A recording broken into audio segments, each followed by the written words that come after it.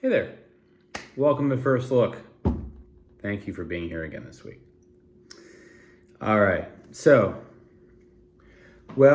We made it through another election in whatever way that means. If nothing else, the I wonder what's going to happen is over. And now we kind of dust ourselves off and figure out, how we do this together. And that's where the real challenge, I think, lies. And I hope that you heard in my sermon for this past week something that spoke to, we get two elections and we learn something. We learn something about who we are. We learn something about what we value. We learn something about what we don't value. And then that knowledge propels us forward. And so regardless of kind of where you are with all that, if nothing else, you have more knowledge than you had before. And I think that's a good thing in the sense that now I think we proceed with a kind of clarity, because elections have this I wonder quality to them, which can be exciting, but also can kind of be anxiety producing. I wonder, what this will look like and why we'll make decisions that we do.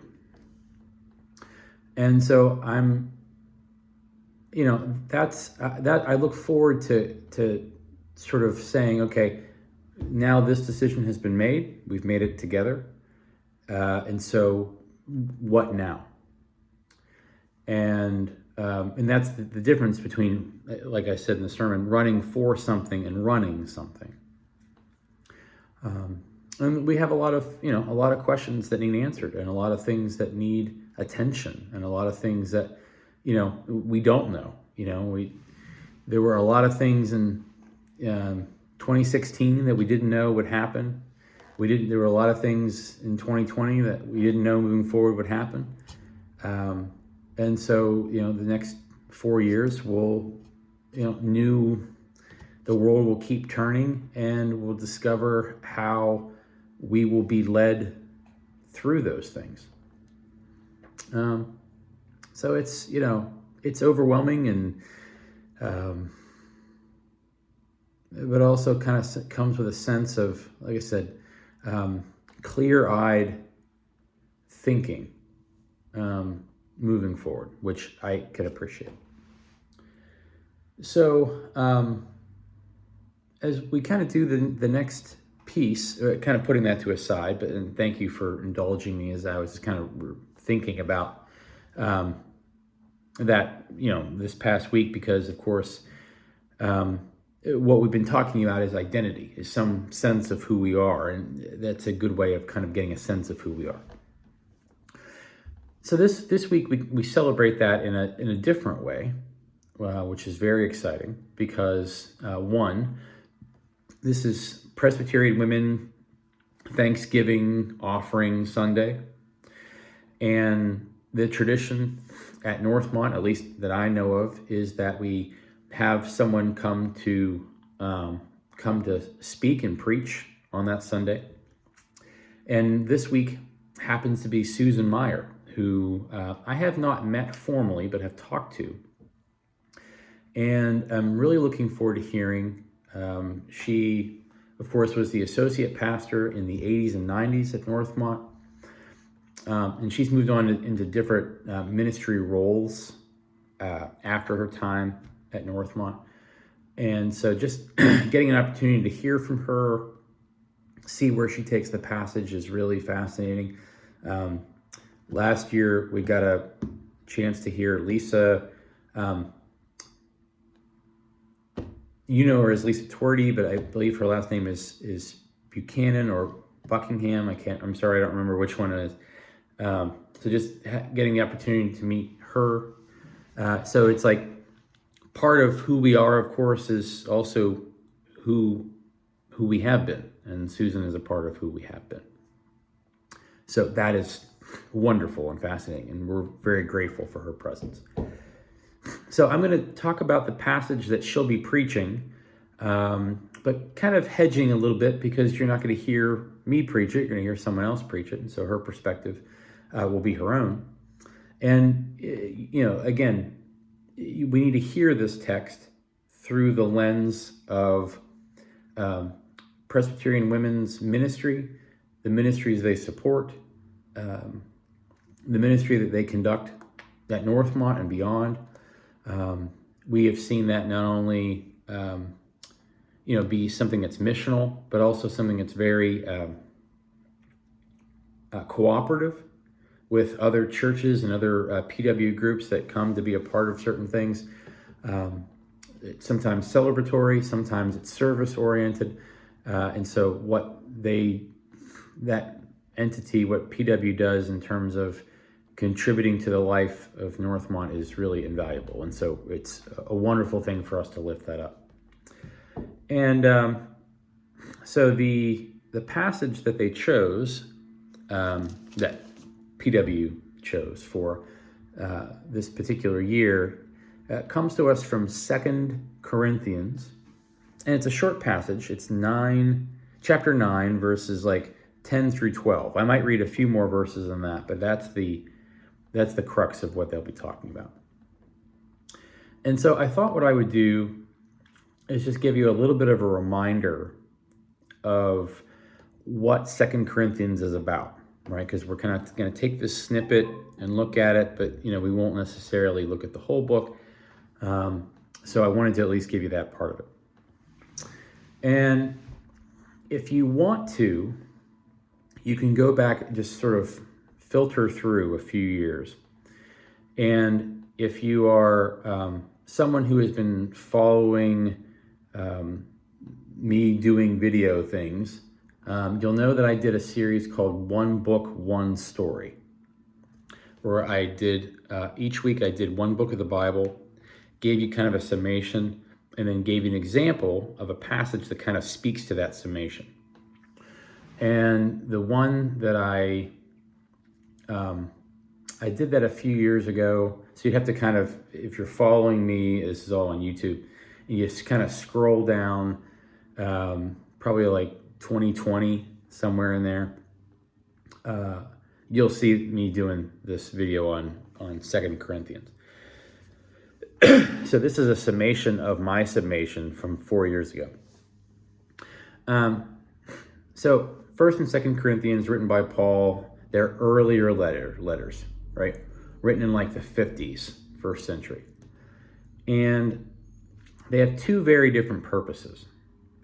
1 Corinthians is kind of the challenging, holding people to task kind of letter. And the example that I use often is, this is where we get the words of institution. This is where Paul talks to them about why we need common language, a common meal, because there was disparity in the church. And he wanted to do something that was unifying and justice-centered. And so he wanted communion to be an example of that. So he gives us this common meal and common words of institution in order to kind of level that. And a lot of the book is about, you have a very diverse, congregation here, and we need to find a way to bring you together. So there's a lot of kind of admonishing in it. And then 2 Corinthians is kind of goes in a different path, because what happens with 2 Corinthians is more about the relationship between the church in Corinth and Paul. So Paul is doing some kind of humble explanation about why he does what he does, and he's doing some encouragement, and he's trying to kind of lift the people up and sow some relational unity with them. But because he spent the first letter really kind of holding them to task, and now he wants to kind of give them some encouragement and support. And so a lot of the language is about trying to accomplish that. So near the end of the book, in like chapter 12, which is what I think I look at for this one book, one story, it talks a lot about spiritual gifts, right? So an encouragement that everybody brings their own gift. But this particular passage is about another type of encouragement, which is about encouraging them to be generous, because God is generous with them.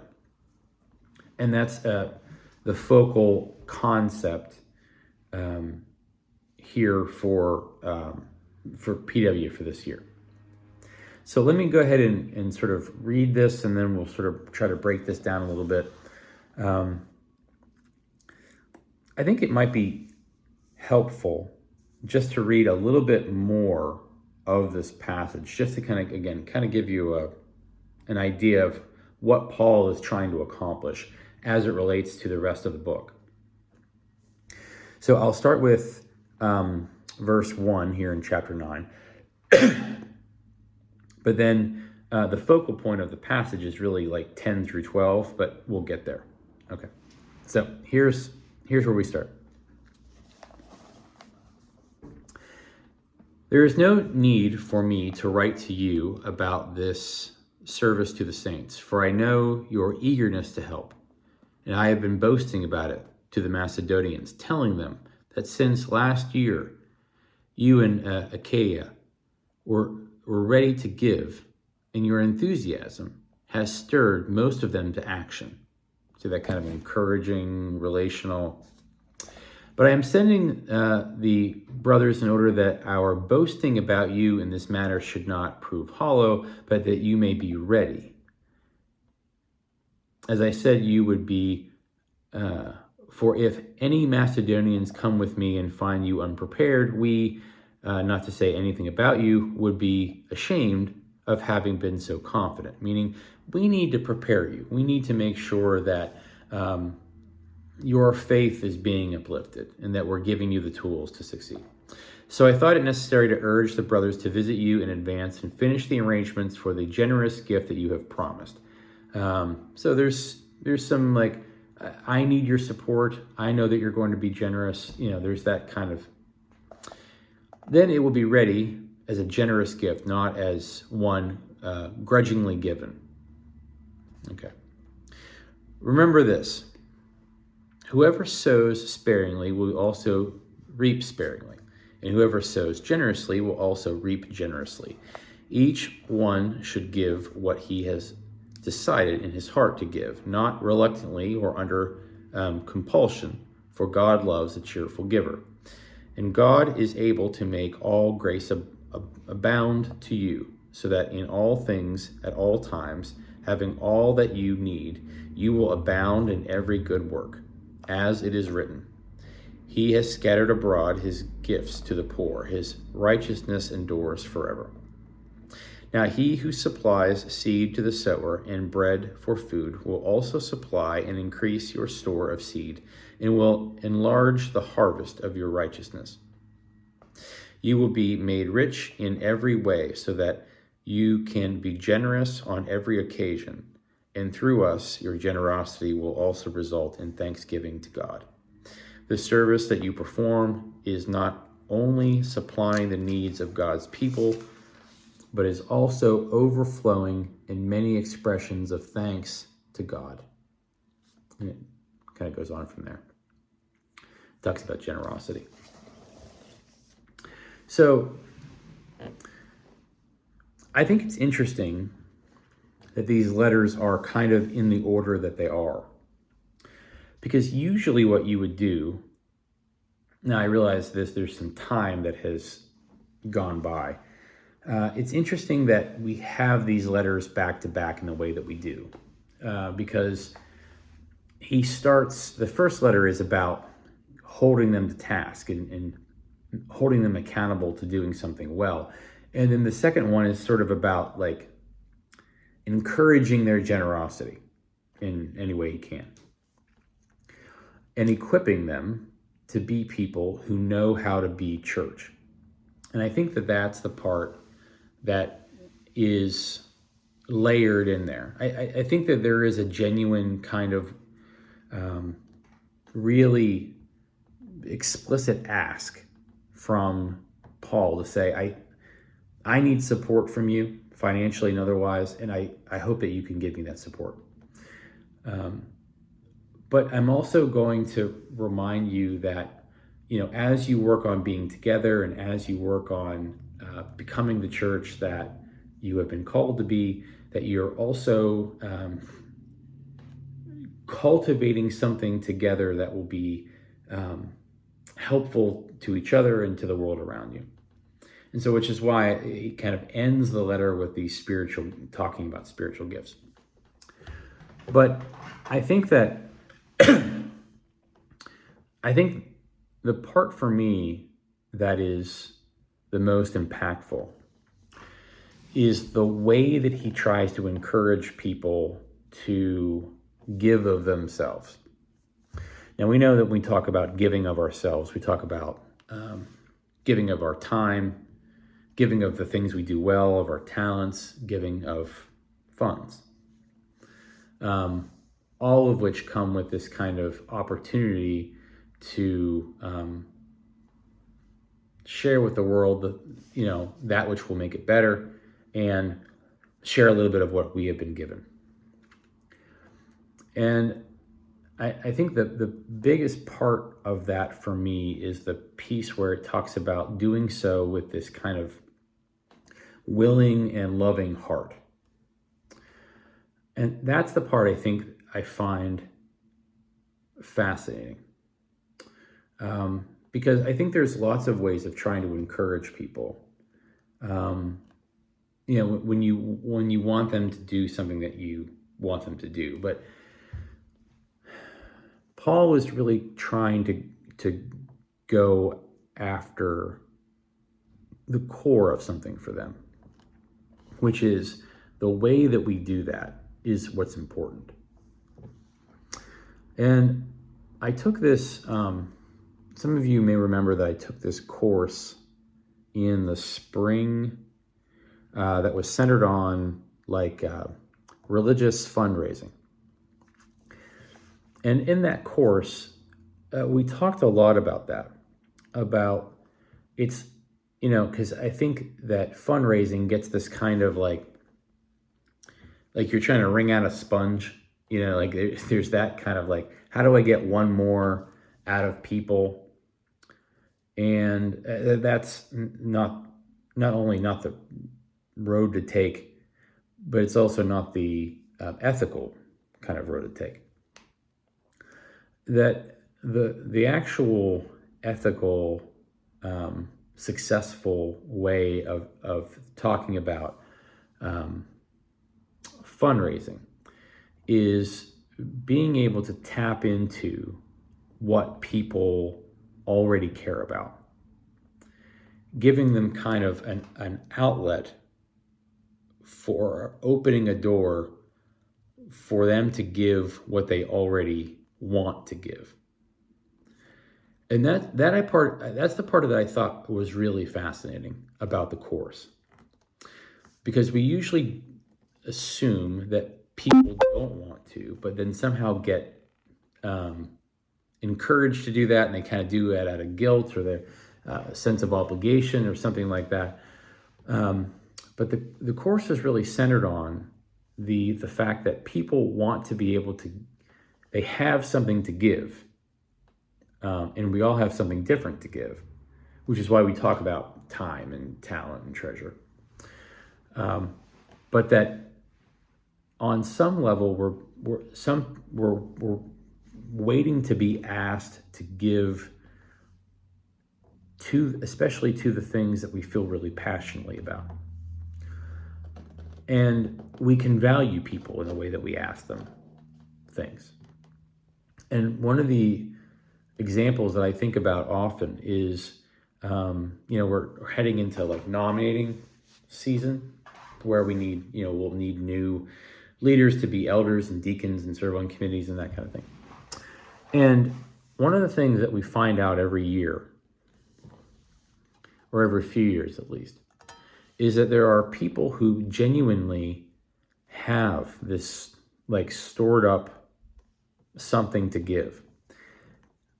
And they may not even know that they want to give it until they're asked to. Someone sees it in them, and maybe they didn't see it in themselves, and they say yes to something they didn't expect to say yes to.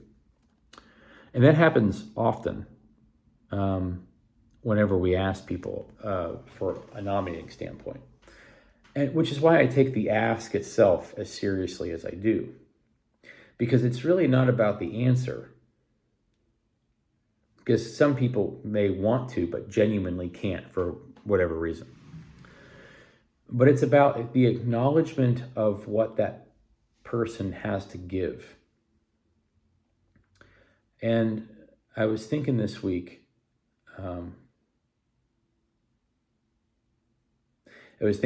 about my friend Ann Leinenberger,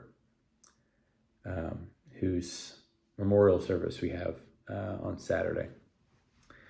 And she was a part of the nominating committee a lot, last several years that I've been here. And every time I would talk about the asking process, she expected the speech from me, which was fine. But she really agreed with it. She really embraced it. She was always good at being able to talk to people about their gifts and talk to people about what they brought to the table, why they were being asked to do something, and, really wanted them to consider it. And, and she was one of those people that certainly did the same and expected the same from herself. In her variety of professional, resume kind of places, in her church life, in the choir, and her, variety of like boards and nonprofit things she was involved with.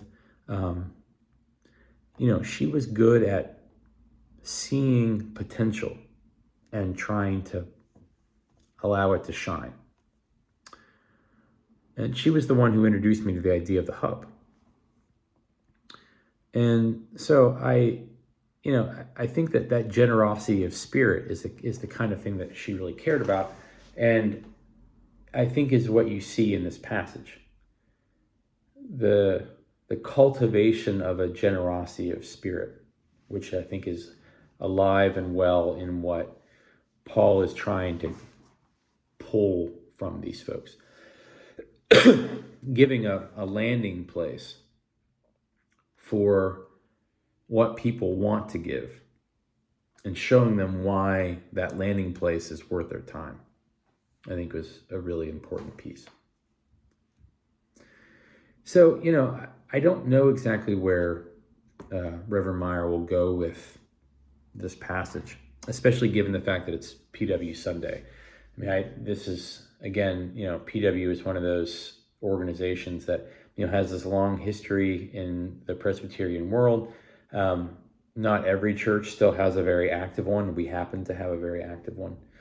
And it's full of the kind of people, the folks that are, the players in that group are the people that continue to remind us of what real love and devotion can look like. Not only through what they do in the church, but from what they study, where they give funds, how they make those decisions together, how they collectively come around the needs of people in the community. It's just I'm honored to watch that and to see it happen. And, it's a really wonderful element of what it means to be at Northmont. And so a chance to kind of lift that up is wonderful. And, I hope that we continue to do that, not just on this Sunday, but moving forward. So I hope that you'll consider the offering that they give. I hope that you're able to receive and, show some love to Susan and the way that she'll bring that word to us. I'm excited. It's not an accident, certainly, that this Sunday happens to be really close to Thanksgiving, because we're already in that sort of place of generosity and thinking about that. And so I'm really looking forward to it, and I'm thankful for the people that put it together. So, all right, I think that's what I have for this week. Thank you for indulging me as I try to look back and bring in some of those elements. And over the next few weeks, we're kind of winding our way towards Advent somehow. That starts the first Sunday of December. We're almost getting there, and so we know we've got some things to do between now and then. So we're looking forward to this season kind of pivoting. Thank you for being who you are. Thanks for tuning in and engaging with this with me. And I'll see you next time for another First Look. So until then, take care.